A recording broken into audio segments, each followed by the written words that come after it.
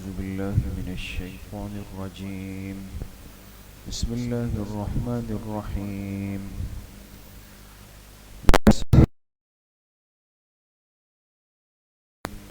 إنك لمن المرسلين على صراط مستقيم تنزيل العزيز الرحيم لتنذر قوما ما أنذر آباؤهم فهم غافلون. صدق اللہ العظیم. یہ قرآن پاک کی اہم ترین سورت سورہ یاسین ہے اور اس کی 6 آیات آپ حضرات کے سامنے تلاوت کی گئی ہے. اس سے گزشتہ سورت سورہ فاطر تھی جس کی تکمیل ہوئی اور 22 پارے اس پہ مکمل ہوئے. یہاں سے تقریباً 23ویں پارے کا آغاز بھی ہے اور سورہ یاسین شریف کا آغاز بھی ہے. یہ سورت بھی مکی سورت ہے. مکی سورت آپ حضرات جانتے ہیں کہ جو قرآن کریم کا جو حصہ ہجرت سے پہلے اترا، آپ علیہ الصلاۃ والسلام مدینہ منورہ جب ہجرت کر کے تشریف لے گئے تو اس سے پہلے جتنا عرصہ مکی زندگی کا نبوت ملنے کے بعد کا ہے وہ 13 سال کا عرصہ ہے. تو ان 13 سالوں میں قرآن پاک کا جتنا حصہ اترا وہ سب حصہ وہ مکی کہلاتا ہے. تو اس لحاظ سے سورہ یاسین جو ہے یہ بھی قرآن پاک کی کن صورتوں میں سے ہے؟ مکی صورتوں کے اندر شامل ہے. اور اس صورت کے اندر بھی بنیادی طور پر توحید کا اور قرآن پاک کی حقانیت کا اور آخرت کے احوال کا تذکرہ ہے. اور یہ مکی صورتوں کا اصل موضوع یہی ہے کہ اس میں عقائد پر، قرآن پاک پر یقین لانے پر اور آخرت کے احوال پر زور دیا گیا ہے. جب مدنی زندگی شروع ہوئی، آپ علیہ الصلاۃ والسلام مدینہ منورہ تشریف لے گئے تو وہاں جو حصہ اترا اس کا تعلق احکامات سے ہے. احکامات وہاں پر اترنا شروع ہوئے، اس لیے پھر روزہ ہے، حج ہے، زکوٰۃ ہے، صدقات ہے، یہ سارے معاملات پھر مدنی زندگی کے ہیں. تو یہ سورہ یاسین ہے اور قرآن پاک کی بڑی اہم ترین سورت ہے. ان کی 6 آیات آپ کے سامنے پڑھی گئی. اس کا ترجمہ ہے یاسین، چونکہ یہ حروف مقطعات ہے اور اس کے بارے میں ہمارے لیے آسان اور سہولت والا حکم یہ ہے کہ ہم یہ کہیں کہ اللہ اعلم بمرادہ بذالک، کہ اللہ پاک ہی اس کی مراد کو خود بہتر جانتے ہیں. اس لیے کہ حروف مقطعات ہے نا، ایک ایک حرف ہے، الفاظ نہیں ہیں. اب حروف میں بھی یقیناً کوئی نہ کوئی حکم، کوئی پیغام، کوئی راز، کوئی سر پوشیدہ ہے، اس میں شک نہیں. اور بہت سارے مفسرین نے، محققین نے اس پہ کام کیا ہے. اسی لیے لفظ یاسین کے بھی بہت سارے معنی ہیں. بعض نے فرمایا کہ یہ اصل میں تھا یا سید البشری، یا سید البشری، یعنی جناب نبی کریم صلی اللہ علیہ وسلم کو مخاطب کیا گیا ہے اس کے اندر. لیکن ایک عام مسلمان کے لیے، ہم سب کے لیے آسان یہ ہے کہ حروف مقطعات کا کیا مطلب ہے. کوئی ہم سے پوچھ لے تو ہم اس کا جواب یہی دیں گے کہ بھئی اللہ پاک ہی اس کی مراد کو جانتے ہیں. والقرآن الحکیم، اور قسم ہے اس قرآن پاک کی جو حکمت والا ہے. انک لمن المرسلین، بے شک آپ سچے پیغمبروں میں سے ہیں. یہ جواب ہے ان لوگوں پر اور رد ہے جو آپ کی رسالت کو مشکوک بناتے تھے، آپ کو نبی برحق نہیں مانتے تھے. تو جب انسان دنیا میں اپنی کسی بات کو مضبوط کرتا ہے نا، وزندار کرتا ہے، تو سامنے والے کو اطمینان دلانے کے لیے قسم کھا لیتا ہے کہ بھئی خدا کی قسم یہ بات ایسی ہے. تو بہرحال انسان مطمئن ہو جاتا ہے. تو یہاں تو قسم اللہ پاک کھا رہے ہیں، اور قسم بھی کس چیز کی کھائی؟ قرآن پاک کی. قسم ہے حکمت والے قرآن کی کہ انک لمن المرسلین، بے شک آپ بھیجے ہوئے پیغمبروں میں سے ہے، علی صراط مستقیم، اور صراط مستقیم سیدھی راہ پر ہے، اس لیے کہ پیغمبر وہی ہوتا ہے جس کو صراط مستقیم دی جاتی ہے اور وہ اپنی امت کو صراط مستقیم کی دعوت دیتا ہے۔ تنزیل العزیز الرحیم، اور یہ قرآن اتارا گیا ہے اس ذات کی طرف سے جو کہ غالب ہے اور جو رحم کرنے والا ہے۔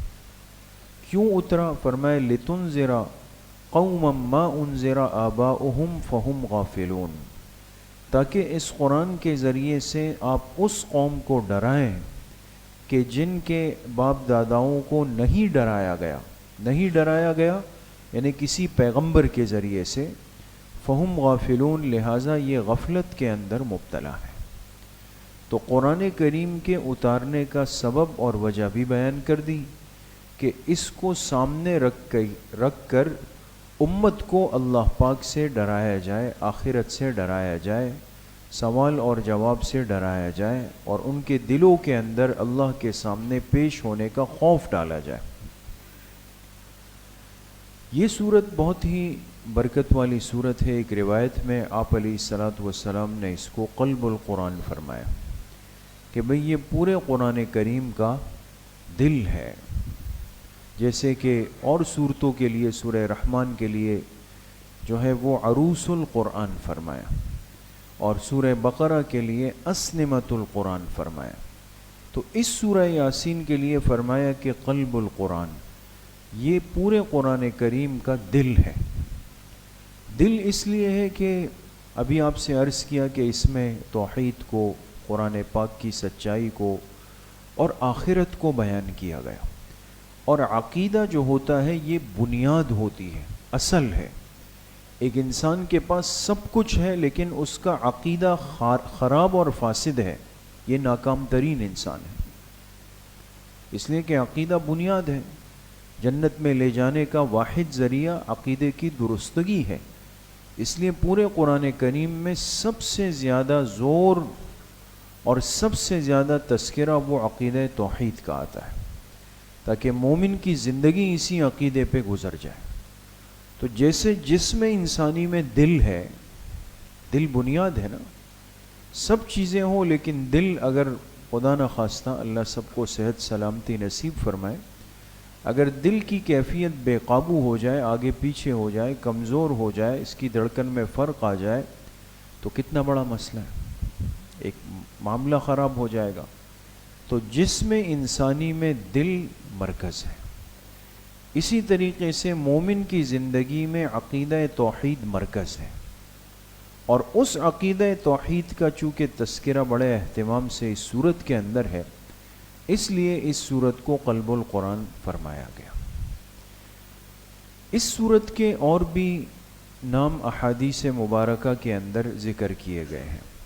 ہمارے ہاں تو معروف اس کو سورہ یاسین کہتے ہیں، سورہ یاسین شریف کہتے ہیں، لیکن اس کے اور بھی نام احادیث کے اندر آتے ہیں، اور یہ انتہائی قیمتی اور برکت اور فضیلت والی صورت ہے۔ پہلے زمانے سے مراد کوئی 200 سال پہلے نہیں، لیکن یہ کہ ایک 25-30 سال پہلے بھی آپ چلے جائیں تو زندگیوں میں سورہ یاسین کے پڑھنے کا بڑا اہتمام تھا، اور بڑے بزرگ حضرات اس کی اہمیت اور افادیت کو سمجھتے تھے۔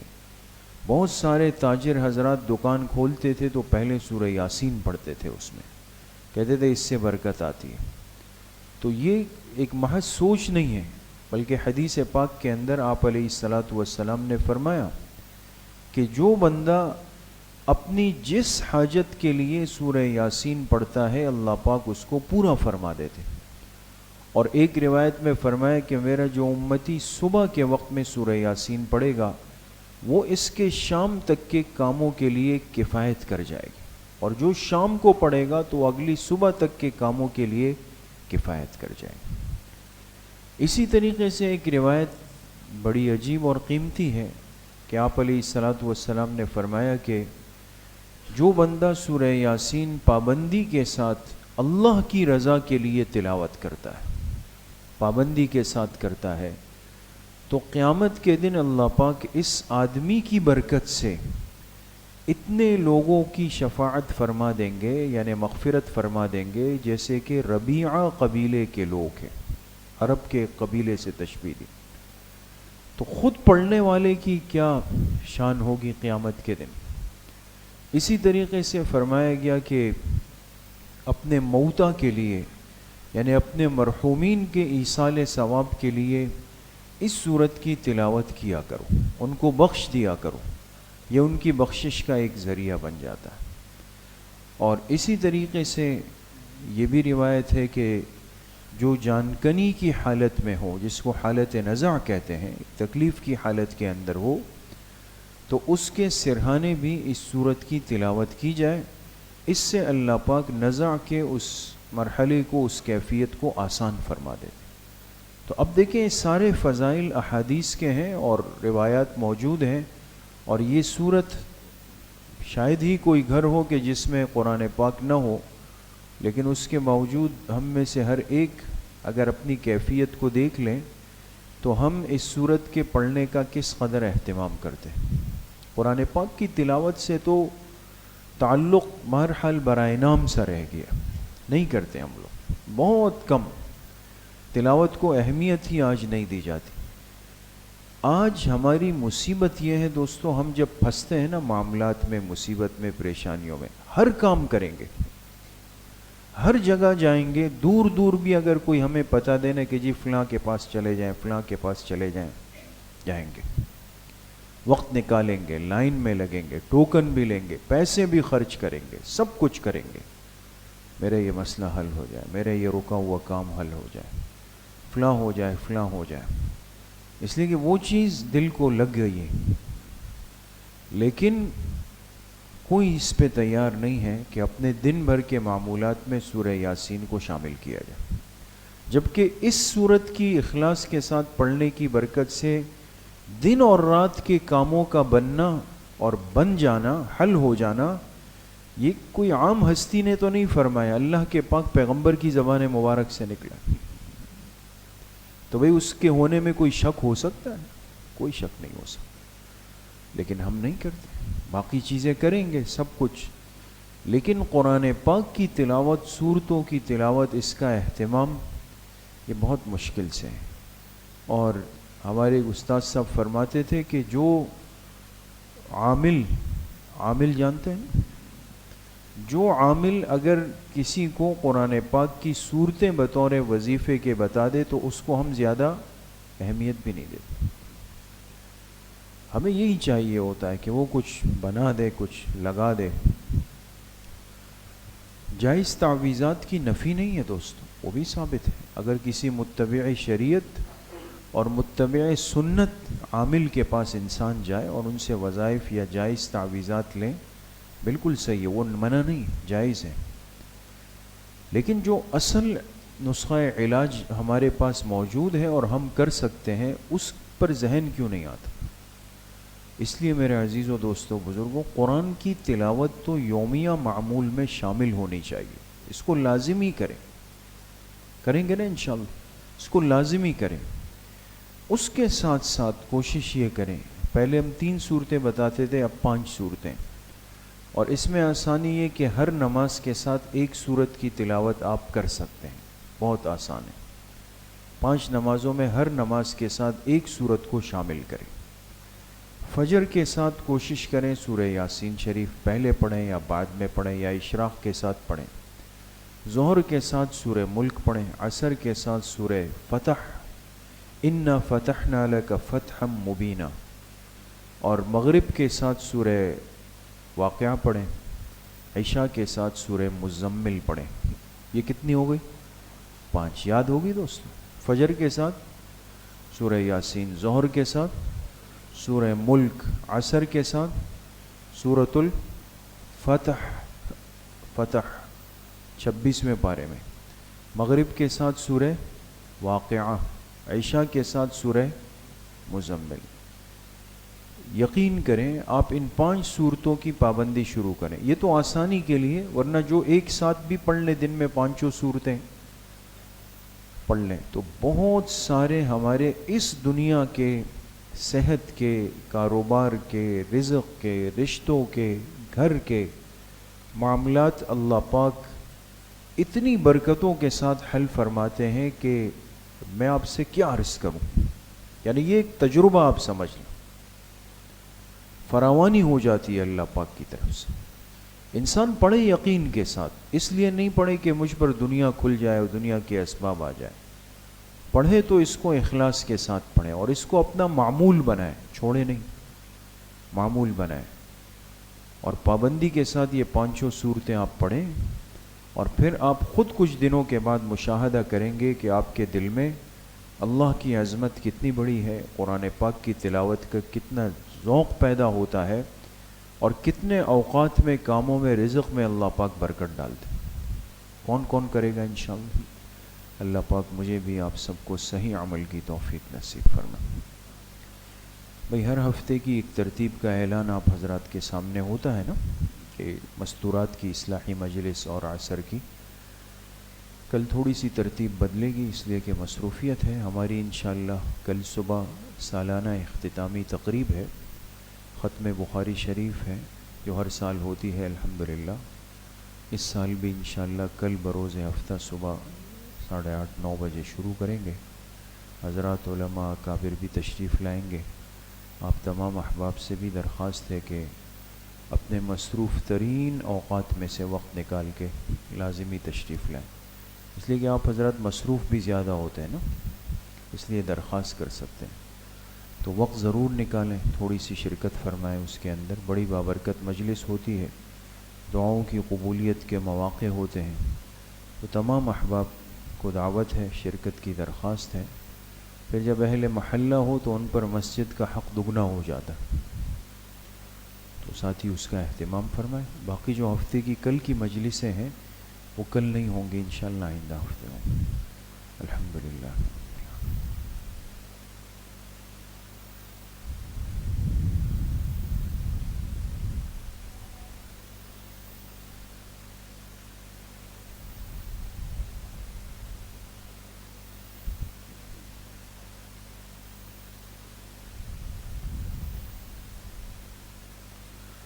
وصلی اللہ وسلم علی نبینا محمد وآلہ وصحبہ اجمعین.